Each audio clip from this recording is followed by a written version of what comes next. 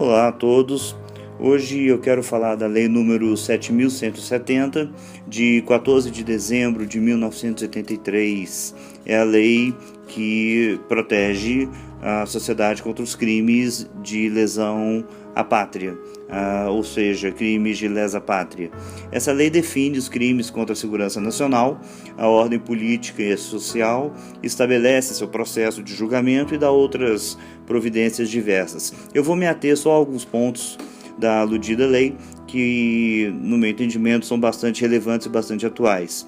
Essa lei, como eu disse, prevê crimes que lesam ou expõem a perigo de lesão à integridade territorial e à soberania nacional, o regime representativo e democrático, a federação e o Estado de Direito e a pessoa dos chefes dos poderes da União. Então, dentre vários outros crimes elencados nessa lei, você tem entrar em entendimento ou negociação, por exemplo, com um governo, um grupo estrangeiro ou seus agentes para provocar guerra ou atos de hostilidade contra o Brasil, tentar submeter o território nacional ou parte dele ao domínio ou à soberania de outro país, aliciar indivíduos de outro país para invasão do território nacional, importar ou introduzir no território nacional por qualquer forma, sem autorização da autoridade federal competente, armamento ou material militar privativo das Forças Armadas, comunicar, entregar ou permitir a comunicação, a entrega a governo ou grupo estrangeiro, ou a organização ou grupo de existência ilegal de dados, documentos ou cópias de documentos, planos, códigos, cifras ou assuntos que, no interesse do Estado brasileiro, são classificados como sigilosos, integrar ou manter associação, partido, comitê, entidade de classe ou grupamento que tenha por objetivo a mudança do regime vigente ou do Estado de Direito por meios violentos ou com o emprego de grave ameaça, tentar mudar com emprego de violência ou grave ameaça a ordem, o regime vigente ou o Estado de Direito. Que mais? Tentar impedir com o emprego de violência ou grave ameaça o livre exercício de qualquer dos poderes da União ou dos Estados, devastar, saquear, extorquir, roubar, sequestrar, manter em cárcere privado, incendiar, depredar, provocar explosão, praticar atentado pessoal ou atos de terrorismo por inconformismo político ou para obtenção de fundos destinados à manutenção de organizações políticas clandestinas ou subversivas.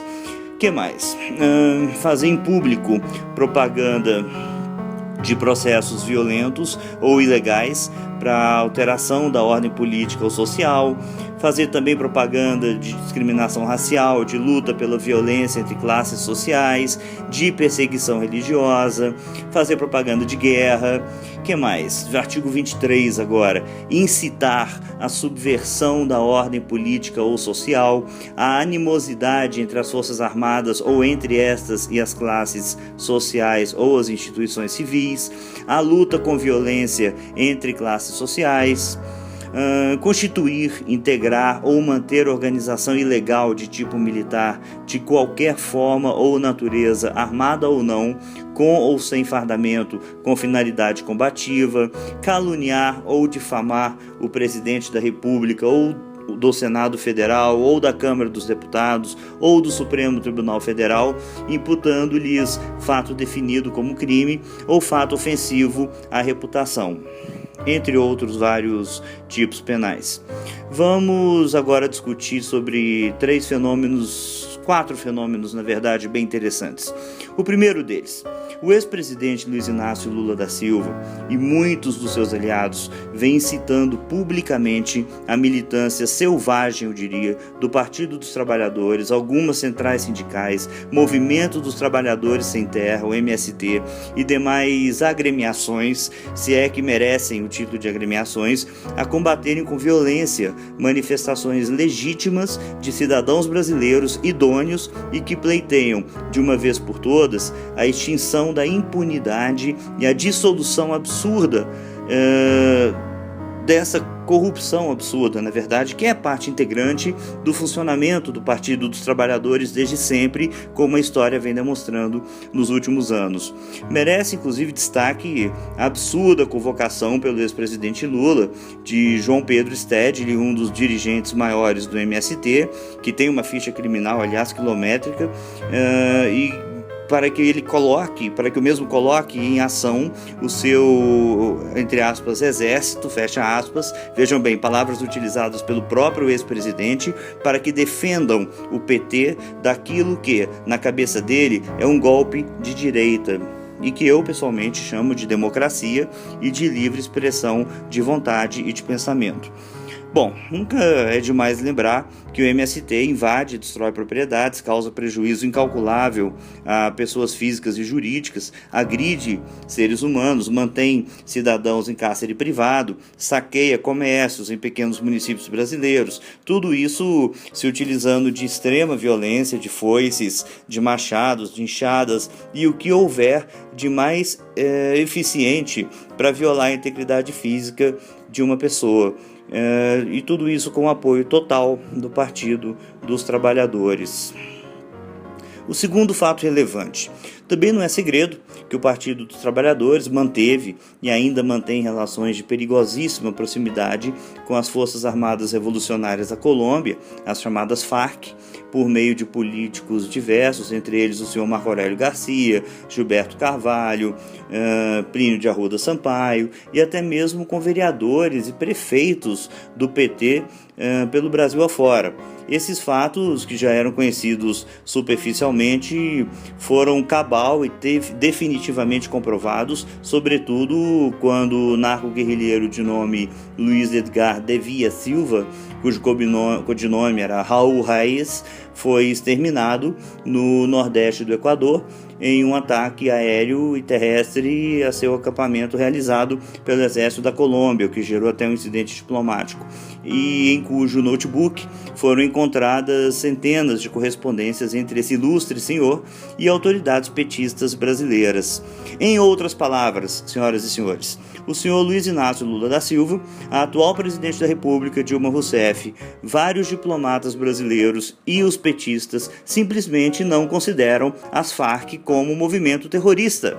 Sequestrar pessoas, torturá-las, degolá-las, manter campos de concentração na selva não parecem caracterizar terrorismo para essas pessoas tão iluminadas, tão corretas. Assim como a tolerância e a cumplicidade dessas pessoas com ditaduras pelo mundo afora, seja na África ou no Oriente Médio, também não lhes parece nem um pouco perigosa ou antiética, lamentavelmente. E tem mais, as Farc possuem uma espécie de embaixador oficial no Brasil, de nome Padre Olivério Medina, que mora no país na condição de refugiado político, imaginem, desde 2006. Ele se auto-intitula um ex-terrorista, como se existisse um ex-terrorista ou um ex-assassino, e como se o seu comportamento antecedente hoje estivesse apagado das famílias que o próprio destruiu ao longo de sua vida próspera, decente, enfim. É curioso isso. As Farc também tiveram representação ativa no Brasil, paga com o nosso dinheiro de impostos na qualidade de contribuintes, no Foro de São Paulo, até muito recentemente, e sobre o qual eu vou falar um pouco agora. Terceiro fato relevante. Para quem não sabe, o Foro de São Paulo é uma ideia infame, inventada em essência por Luiz Inácio Lula da Silva e Fidel Castro em pessoa, que se constitui de uma conferência periódica de partidos políticos de esquerda, criada em 1990, a partir de um seminário internacional promovido pelo PT, com a presença de partidos de esquerda, organizações da América Latina e do Caribe, para discutir alternativas às políticas neoliberais dominantes na região durante a década de 90 e, segundo eles, promover a integração latino-americana no âmbito econômico, político e cultural. Segundo a organização, atualmente mais de 100 partidos e organizações políticas participam dos encontros. As posições políticas variam dentro de um largo espectro que inclui partidos de social-democracia, extrema esquerda, organizações comunitárias, sindicatos, organizações sociais ligadas à esquerda católica, grupos étnicos, ambientalistas, organizações nacionalistas, partidos comunistas, etc. A primeira reunião do foro foi realizada em São Paulo, daí o nome, e desde então ele tem acontecido a cada 1 ou 2 anos em diferentes cidades. Já ocorreu em Manágua, Havana, Montevidéu, São Salvador, Buenos Aires, Antígua, Quito, São Paulo novamente, Cidade de México, Caracas, enfim.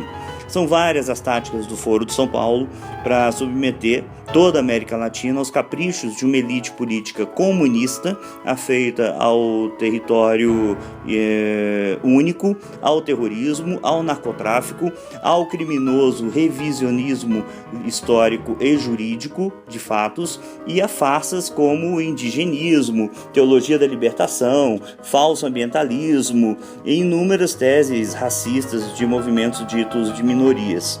Só que, em essência, a ideia central, defendida abertamente pelos idealizadores e pelos participantes do Foro de São Paulo, é de uma América Latina sem fronteiras, socialista, anti-americana e independente. Ou seja, joga-se no lixo a independência, a economia e a soberania do Estado brasileiro, tudo isso com a concordância expressa do Partido dos Trabalhadores. E só a título de curiosidade, as últimas 2 manchetes que vocês podem verificar na página oficial da web do Foro de São Paulo são, respectivamente, 9 de março agora, Solidariedade com o presidente Lula e o Partido del Trabalho del Brasil. E no dia 11 de março, Memorial Defensa, respostas a las denúncias de la Operación Lava Jato relativas ao presidente Lula, em defesa ao presidente Lula. Bom, o quarto fato relevante é que o senhor Luiz Inácio Lula da Silva, a excelentíssima senhora Presidente da República Dilma Rousseff, os membros de seu governo e do Partido dos Trabalhadores diariamente agridem com palavras de inaceitável grosseria todo e qualquer agente público no exercício de suas funções, seja ele um magistrado, um membro do Ministério Público, quando de alguma forma são investigados de maneira estritamente técnica, apartidária, como se fossem bandidos. Só que, na verdade, tais profissionais são os mocinhos e não são os bandidos. Isso também acontece com a imprensa, com quem quer que se oponha aos interesses dessas pessoas. E só uma pequena curiosidade também, a alegação de perseguição pelo Poder Judiciário é ridícula, pueril, quase patética. Dos 11 ministros atuais do Supremo Tribunal Federal, a imensa maioria foi indicação de Lula e da presidente Dilma. E até 2018, quando em tese terminará o mandato da atual presidente da República, se não terminar antes do tempo, que é uma real possibilidade, 10 dos 11 ministros da Corte Suprema Brasileira ocuparão cadeiras indicadas pelo seu partido. Ora, não existe parcialidade alguma. O que deve estar presente é a justiça e a equidade, coisa que aparentemente essas pessoas e essas organizações desconhecem. Acho que por hoje é só. Eu poderia dissertar por horas, em meu modesto entendimento. O senhor Luiz Inácio Lula da Silva pode, nesse exatíssimo momento, de repente, estar praticando um crime de lesa pátria e ainda em flagrante, inclusive. Assim como a senhora presidente Dilma Rousseff, a militância fundamentalista do Partido dos Trabalhadores e muitos dos seus defensores. Bom, façam os seus próprios julgamentos e divulguem isso e sejamos verdadeiramente brasileiros. Abraço a todos.